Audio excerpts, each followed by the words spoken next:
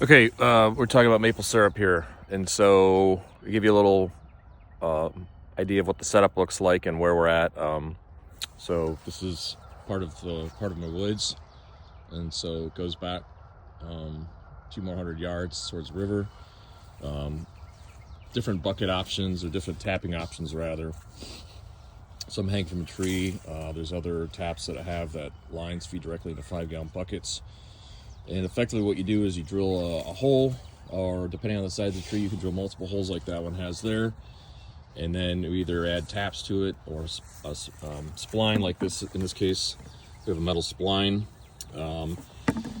When the temperature reaches a certain degree, over 32 degrees during the day, and it goes down to 32 at night, and there's a pressure that's created back and forth between the tree and the ground. So with the temperature going up here, it's about 31 now. The sap will start to push up the tree, and then at that point it'll hit our taps and drip out into the buckets. So you can see here we've got a good amount actually in this bucket. Nothing's dripping because it's still kind of cold out. And we have a good amount from some of these other buckets that I've emptied out. And so I have a few over here, and then if I kind of swing over to the side, I've also got multiple buckets here. There's a blue hanging one there. I've got a white one there, and then off to the, can't really see it there, but I've got one set up, and I've got a blue bucket hanging on the other side. So the first process is to tap our trees when the weather becomes appropriate, and then you wait, collect sap. Because it's cold, we can let it sit here.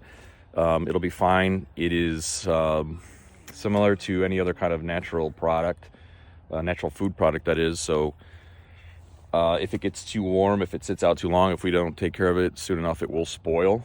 I wish I could show you. I would if I could, if this was not, this is not completely frozen, but so if you look in there, you can see it is actually liquid, and this is something that you can just eat, drink right out of the tree. It's perfectly fine. It tastes like water, but it does have a bit of a sweet taste to it because of the sugar content. And at this point, the sugar content is relatively low because of the water content is much higher.